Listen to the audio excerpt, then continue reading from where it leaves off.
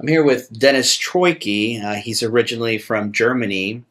He came to ORU many years ago to play tennis. And so, Dennis, I was just going to ask you, what brought you to the United States? Like, what is it that brought you here? Why did you want to come? To take a break from my studies in Germany, improve my English, and study out of my comfort zone, go somewhere else. What is it that you majored in when you were at ORU? Recreation, not by choice, but by the force of athletic department and making me eligible. Okay. I think the question a lot of people have, is the 4-year college experience something that's worth investing in? I know when you and I were at ORU, I think it was maybe $23,000, and now it's 40,000 plus. What do you think about that? Like, did you think that studying there helped you career-wise, life-wise? Was it something that you think was worth it? College in Europe is much cheaper. Yeah. You're looking at just a few $100s a semester. So coming to the States is really not an option for most students. They don't choose to do that because it's a better option. They just do it because it's an idea. It's a fun break. It's just a little time off, but nothing serious. So usually don't see Europeans come over and study. But you did, and looking back, is this something that you were glad you actually did? Or do you think you would have had a different life that you would have been okay with or more happy with in Germany?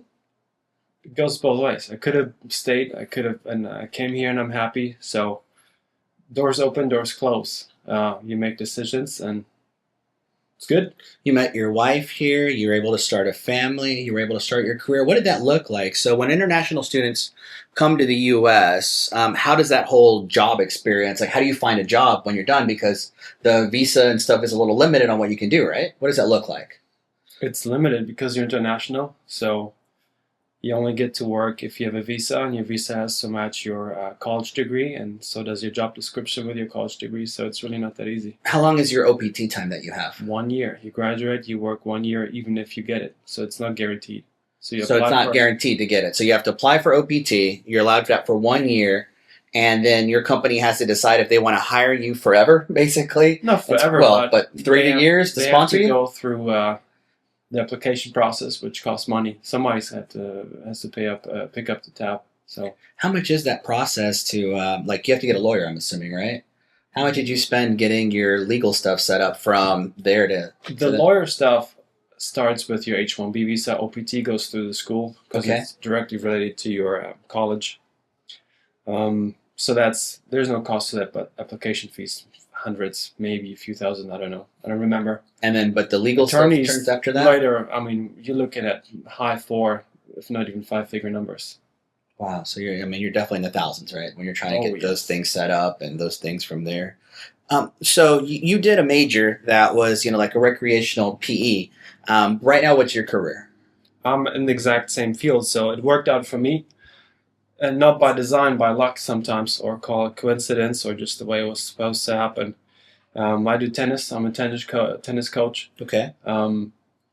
So my employer back then required a college degree, any really, which is interesting because they just wanted to show or see some paperwork where I can use, my knowledge or part of my brain to put one on one. So even though your job was teaching other people how to play tennis, which is something you've done your whole life, and you were pretty good at it because you got a scholarship with it, they still required you to have a degree to be able to teach other people how to play tennis?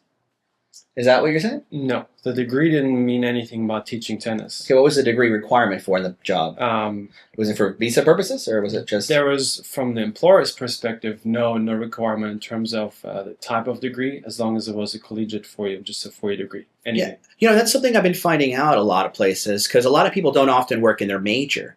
So what happens is, you could study theology and you work in the business field. You could study... basically a historical something, and then you end up, in a different degree altogether. But a lot of places and a lot of jobs were still requiring you to have that degree. I remember when I worked in finance, they were looking for a lot of people that were former Division I athletes because they said that they had a lot of drive. and they liked that drive, and they thought that that would translate well into their career. But they wanted them to have a 4-year degree, to be an athlete in that degree, just to be an athlete while they were doing that degree, just so they would even look at them. So I always thought that was pretty interesting. Looking back now, with your family, and you met your wife there and all these other things, is there something that you think you would have done differently? Because you were going to be here for like, what, a year and then go back? What made you stay? It's a good experience. I met good people. And I got into my job as a student, and I wanted to stay there.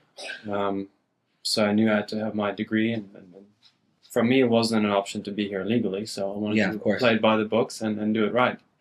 Yeah, and I know it's a really hard process. I was talking with my wife not that long ago. A lot of our really close friends were internationals. They're people that came to this country. They gave up everything to start their life over. And it's hard because you don't really have a safety net, right? I mean, it's kind of like you go back home. There's not really like a safety net for people here where their parents are here, or let's say you have kids and you need babysitting. You don't really have your parents here where you can be like, hey, will you take care of my kids for a little bit? You have to figure out all of these things as you're building your life together. And I think that's a lot of unique challenges that a lot of people just aren't familiar with or facing.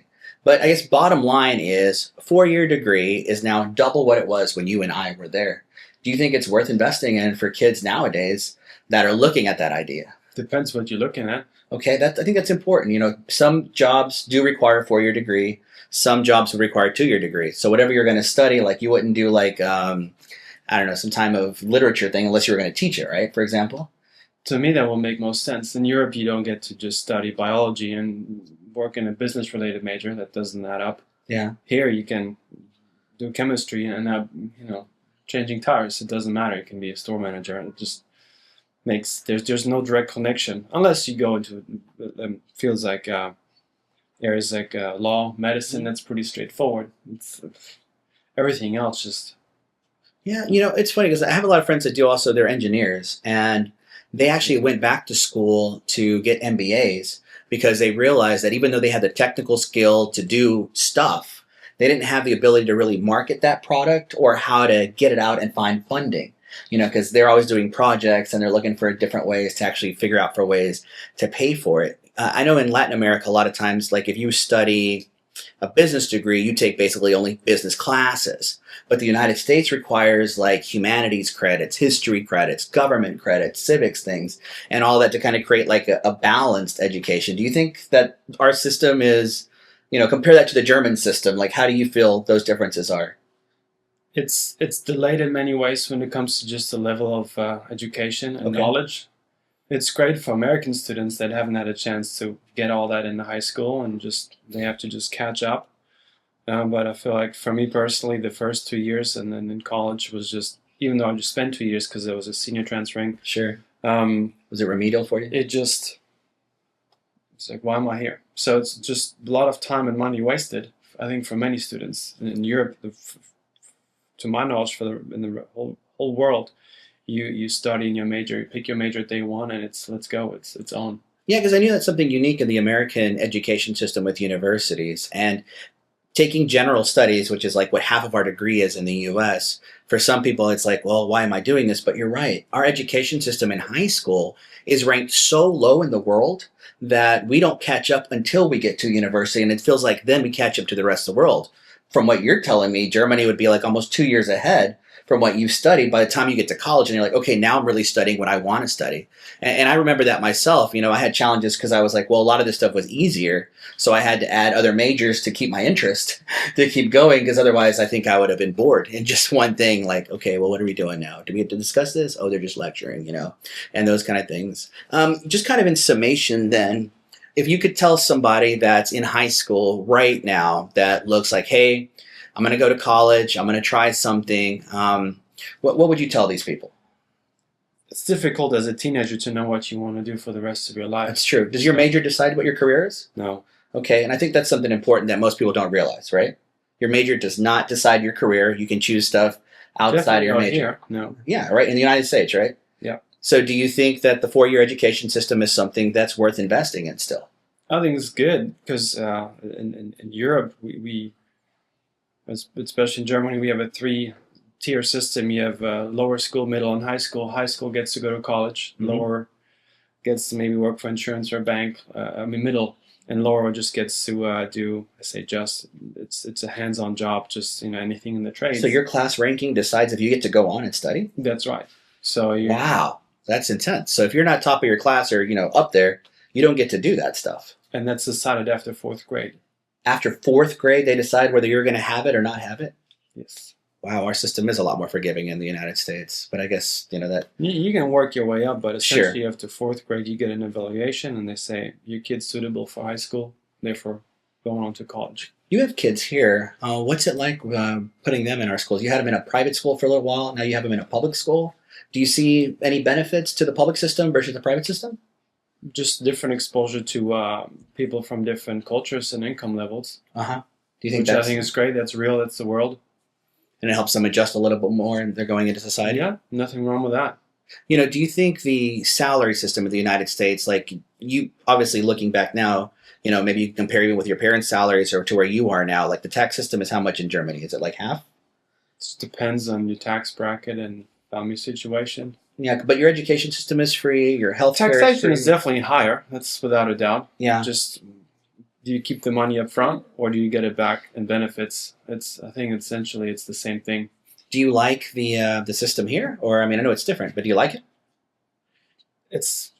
This is where I live. That's how it is. I don't have any say in it. So I live and then I adjust and I'm blended.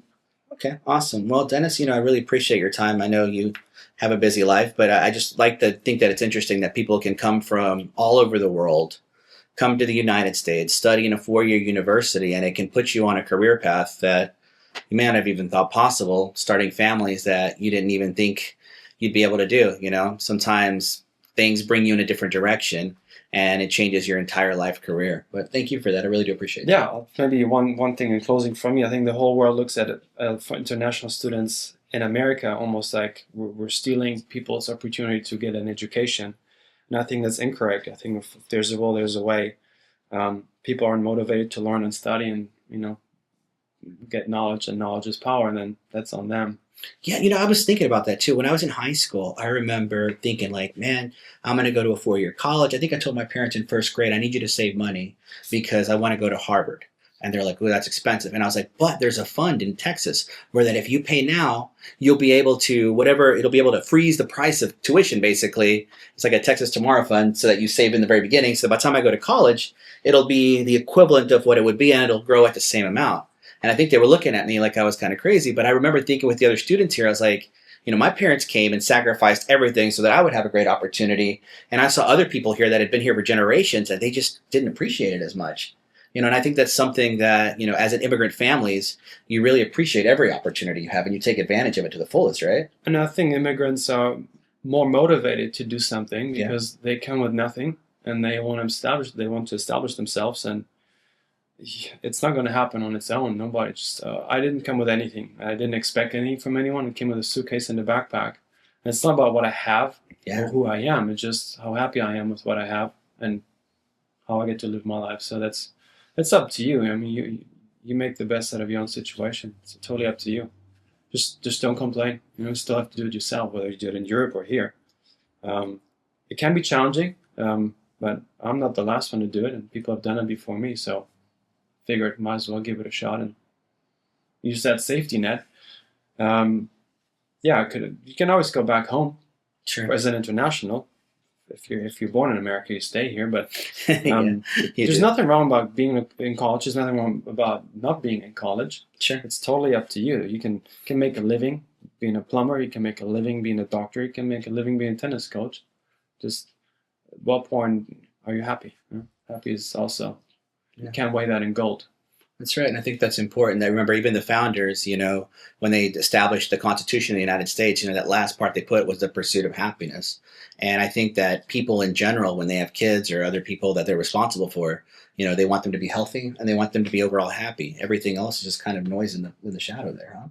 That's how you want to live. That's exactly right. Well, thank you. And we go from there.